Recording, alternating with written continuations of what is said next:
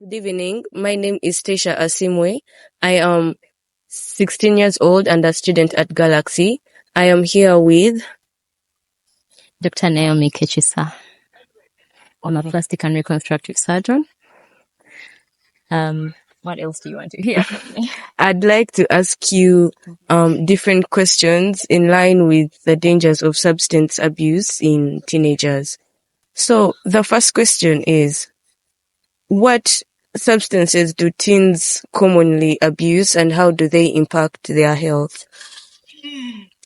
Well, I'd really need to get in touch with the latest substances, but commonly what we see is the common drugs: cocaine, marijuana, alcohol, tobacco. Those are the commonest.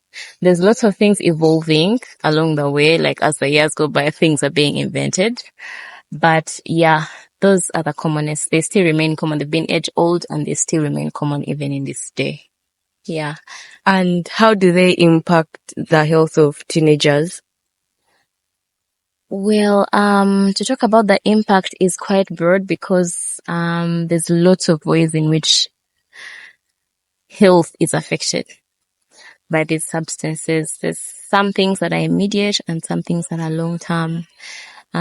Immediate effects are very simple things that you can see because everyone tries out a substance just so they can get high. And that high that they get, drives them to be dependent on the substance for them to maintain it. But in the immediate, the very first things that you will be able to see are things like their attention being really dwindled. They'll not be able to concentrate. Their thinking will not be straight. So it causes what we call altered mentation.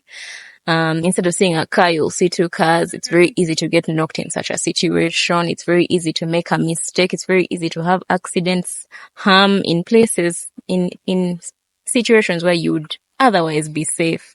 So those are the small short-term things. But then long-term, you'll find things like addiction, because every high needs to be maintained. For you to maintain a high, you have to put in more to maintain the high, and addiction is very, very difficult to break. And because of that, your body begins to get into what we call dependence. More than just your mind wanting it, your body begins to actually depend on the drug, and the absence of it may actually cause you not to function normally. And that is honestly close to end stage, what we see as end stage, a place of no return. You could easily die from withdrawal. Yeah, you could easily die from just being cut off from the drug. And so it is very easy to get very bad long-term effects. Your brain will also never be the same because it's always being overstimulated, and so it does not know how to be normal anymore. You'll not concentrate easily in class. You'll miss out on assignments. Of course, we don't expect you to graduate at that point, because if you're missing out on assignments, you're very, very likely to miss out on an exam. You're very likely to not be able to study and even retain the information that you're studying, because your brain cannot reason or think or retain information the way it ought to. I can't go into medical details right now, but then small changes happen in the brain because of substance dependence and abuse that will eventually lead to brain damage at the end of the day. About 80% or 85% of people you see walking around the streets with their hair looking all directions without a shirt and all that began with just one substance. So it can also lead to things that we call psychosis, like running mad. Yes. A lot of people run mad because of substance abuse. So, as a teenager, it may start as a dope thing or as a classy thing one day at a party, but you will end up walking around naked. And that's not a cool thing. You'll end up not graduating. You'll end up, you'll become a burden to society. at the end of the day. And that's not to mention the small ways in which your body will die, because every drug is a poison. Yes. Every drug has to be metabolized by the body and eventually be sent out of the body. Your organs will work triple hard to take out all these poisons that you're continuously subjecting them to. And the organs actually get damaged. And not just the damage, but also because of working too hard, they burn out, they get tired. The liver, the kidneys, the heart eventually will burn out and they will get damaged and you will fail to live. What you called simple will become actually complex. Yes. Yeah. The question is, have you had any cases whereby substance abuse actually led to surgery, to the need for surgery? These happen, I think, all the time because, people drive drunk all the time. I deal with accident victims all the time. So people have lost limbs, lost lives, lost, body parts nearly every day. And I deal with these nearly every day. They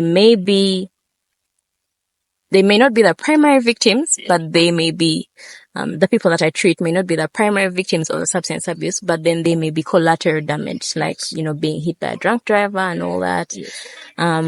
But also, certain of the things that I may not have encountered, but that exist include things like,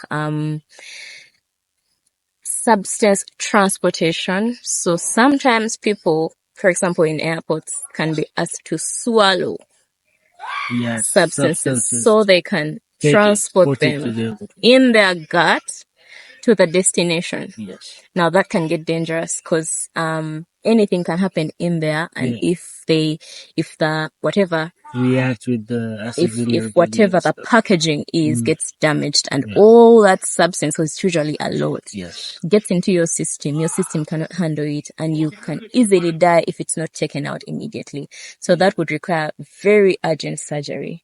Now imagine that. That's not really a cool thing. Yeah. Yeah, but also such people are very difficult to put to sleep during surgery because their bodies have a very high, we call it a threshold for drugs.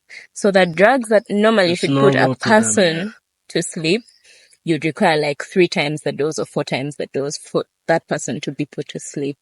So it's really it's a hazard to health. Yeah. Well, thank you for giving us your time today, Dr. Naomi, and that was a